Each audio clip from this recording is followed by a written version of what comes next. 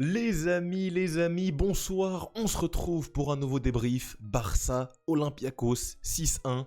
Très beau résultat qui nous rappelle de très belles choses en Ligue des Champions. Pourquoi? Parce qu'on n'avait pas marqué 6 buts en LDC depuis 2017 et la remontada.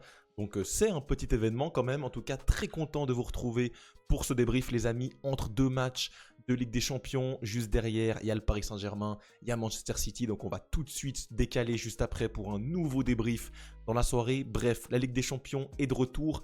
La J3 commence et nous, on commence avec une victoire du Barça. Les amis, juste avant de partir pour ce débrief, merci à toutes les personnes qui prennent quelques instants pour liker, commenter, partager, ça fait toujours extrêmement plaisir. Merci à vous. Et nous, on est tout de suite parti par la composition d'équipe qui était un petit peu remaniée. On a eu des compos un petit peu particulières de la part d'Hansi Flick. Pourquoi? Parce qu'il a aligné que deux vrais attaquants en les personnes de Rashford et Lamine Yamal. Alors il y a eu beaucoup de buts, donc vous allez voir des buts, passes D, un peu dans tous les sens, c'est quand même assez marrant. En tout cas, on a eu un milieu entre guillemets à 4 milieux de terrain en tout cas. Casado, Pedri, Dro Fernandez, Fermin Lopez sur le côté gauche. Défensivement, on avait les deux latéraux titulaires, Balde, Koundé. Défense centrale, Eric Garcia, Koubarsi. Ça semble être la défense titulaire, en tout cas en ce moment. Derrière Chesney, toujours dans les cages. Et franchement, les gars, le score, il est un petit peu trompeur. Pourquoi? Parce que le match, il n'est pas aussi bon que mérite un match à 6-1. Il y a eu des faits d'arbitrage. On va revenir dessus, bien évidemment. En tout cas, pour la première mi-temps, alors oui, le match débute très bien parce qu'après 7 minutes, on a cette contre-attaque et ce but de Fermin Lopez. Mais derrière, entre la 10e minute et la 40e minute, je trouve qu'on est en difficulté. On se crée peu d'occasions. On termine la mi-temps avec 2 tirs cadrés seulement à domicile. Franchement, l'Olympiakos, à ce moment-là du match, il m'impressionne.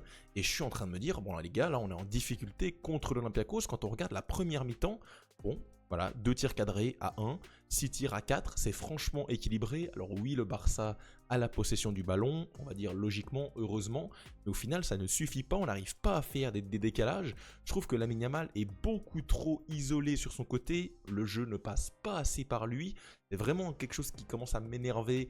Pas m'énerver, mais ça m'agace un petit peu le fait qu'on voit pas assez Lamine Yamal dans un match. J'aimerais, pourquoi pas, qu'Hansi Flick lui donne la consigne de se réaxer par moment. Je pense que ça pourrait vraiment être intéressant pour le Barça. Derrière, on a un Jules Koundé et un Chesney qui font une compétition de boulettes techniques. Franchement, là, au niveau technique, cette première mi-temps, elle était vraiment pas bonne du côté de la défense. Koubarsi rate des relances, Chesney c'est calamiteux, et Koundé c'est très compliqué encore sur ce match-là. Et derrière, au fur et à mesure du match, déjà on passe l'épaule en deuxième mi-temps parce qu'il y a ce carton rouge, on va en venir juste ici. C'est un deuxième jaune, et le deuxième jaune ne peut pas être annulé par la VAR. Pourquoi? Vous allez me dire, je vais dire parce que c'est la règle. Un carton jaune ne peut pas être remis en cause par la VAR. Est-ce que c'est stupide? Oui, évidemment. Le carton jaune n'existe pas pour moi, il n'y a pas jaune, c'est une faute, il l'effleure. Pour moi, c'est pas jaune et c'est très sévère. Et à ce moment-là du match, ça va venir enterrer totalement les espoirs de l'Olympiakos, qui a fait vraiment un bon match, qui a essayé de jouer, qui nous a laissé des espaces. Donc franchement, respect à eux parce qu'ils ont fait vraiment un bon match et je pense qu'ils ont de quoi être énervés parce que l'arbitrage a été vraiment médiocre. Il y a eu même un penalty à la fin sur Rashford qui a été totalement oublié. Donc vraiment l'arbitrage compliqué ce soir. Mais bref, l'Olympiakos se retrouve à 10 et là le Barça va commencer à dérouler à partir de ce moment-là. Le but de Lamine Yamal sur penalty et derrière c'est la folie, doublé de Marcus Rashford, coup sur coup, 5 minutes d'écart et derrière t'as la folie Ronny Bardghji qui va rentrer aussi, la passe D pour Fermin Lopez et derrière c'est le festival, les joueurs cadres sortent, Pedri sort, Lamine Yamal, Balde, Koundé, tout le monde va se récupérer au frais pour le Classico de ce week-end et derrière t'as le droit à des petits changements qui sont très intéressants, notamment Ronny. Il monte en puissance sur cette saison, je le trouve vraiment très bon à chaque fois qu'il a du temps de jeu. Alors c'est pas le meilleur finisseur devant les cages, mais quand il est excentré en tant que meneur de jeu pour faire jouer les autres, franchement c'est un vrai atout sur le banc d'Hansi Flick. Là on l'a vu, en 1 contre 1 face à son adversaire direct, il lui a laissé aucune chance, il lui a mis un crochet incroyable. Derrière, parlons un petit peu des individualités parce que j'ai beaucoup de choses à dire sur ce 11 de départ.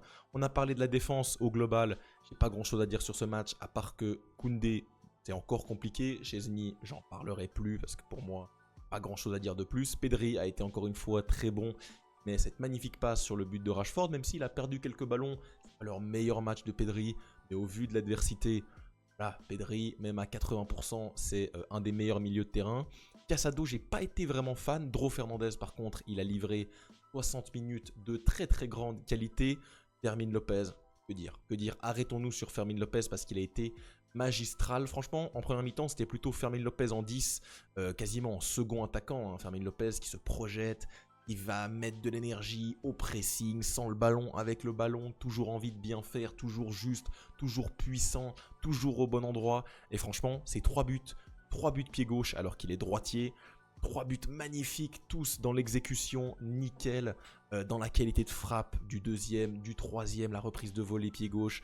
Bref, c'est un joueur qui va nous changer énormément de choses. Pourquoi pas? Pourquoi pas? Et franchement, plus le temps passe, je me dis que ça va être le joueur qui va exploser cette saison. La saison passée, il a explosé, certes, il a explosé plutôt en tant que doublure sur des matchs un petit peu plus anonymes. Franchement, il n'a pas encore totalement explosé sur la scène internationale. Et j'ai bien peur, enfin, j'espère que ça sera le cas cette saison parce que Fermin Lopez, quand il est là, quand il est vraiment à 100%, c'est très très solide et ça fait partie d'un des meilleurs joueurs de cette équipe. En tout cas aujourd'hui, c'est l'homme du match de manière incontestable pour développer Rashford. J'ai trouvé vraiment bon. Alors, c'est comme d'habitude Rashford, il va pas être à 100% intégré à l'équipe, il va pas être dans les combinaisons, dans les petites appuis remises, etc. Là, il aura des difficultés. Et en neuf, ça se voit quand même pas mal parce que souvent, bon, petite 1-2 avec Pedri, ah finalement il y va pas, mais Pedri lui met quand même le ballon. Bref, il y a des petites incompréhensions. Mais je trouve qu'au final, c'est bénéfique pour l'équipe. Pourquoi? Parce que de 1, il fait beaucoup d'efforts sans ballon. Franchement, il a vraiment amélioré cet aspect-là de son jeu. Il fait beaucoup d'efforts sans ballon. Et même avec ballon, au final, ça nous ajoute un joueur différent du reste de l'équipe. Et je trouve ça assez intéressant. En 1 contre 1, il a fait énormément de mal. Dans la profondeur, c'est un joueur qui peut proposer. On le voit sur son second but, qui est magnifique. Il demande l'appel. Bien sûr, avec un joueur comme Pedri derrière, tu peux faire ce genre d'appel. Tu reçois le ballon, contrôle magnifique. Tu tues un défenseur et tu viens frapper croisé. Donc magnifique, magnifique Marcus Rashford. Et c'est vraiment un joueur qui va être important pour nous cette saison. La clause libératoire, il va falloir la lever. Hein. Je ne sais pas comment, mais il va falloir le faire. 4 buts déjà pour lui en Ligue des Champions. Je crois que c'est le meilleur joueur, le meilleur buteur en tout cas. Ça m'a l'air assez évident. 4 buts en 3 matchs pour l'instant. Lamine Yamal, il fait un bon match dans l'ensemble. On sent qu'il n'est pas à 100%. Il a mieux terminé la rencontre. Il aurait pu mettre même un doublé en fin de match. Il met sa petite passe D, il met son but. Au final, c'est un match réussi sur le point de vue statistique, même si il n'est pas encore à 100%, je trouve. Même sur ses appuis, sur ses différences, sur sa finition, il n'est pas encore à 100%. Mais ça va gentiment monter en puissance. Je n'ai pas de doute. Qu'est-ce qu'il nous reste à dire sur cette rencontre? Bah rien, franchement, on s'est régalé.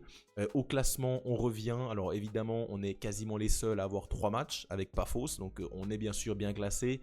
On a 6 points, 2 victoires, une défaite contre le PSG bien sûr. Le prochain match, ça sera à l'extérieur contre Bruges.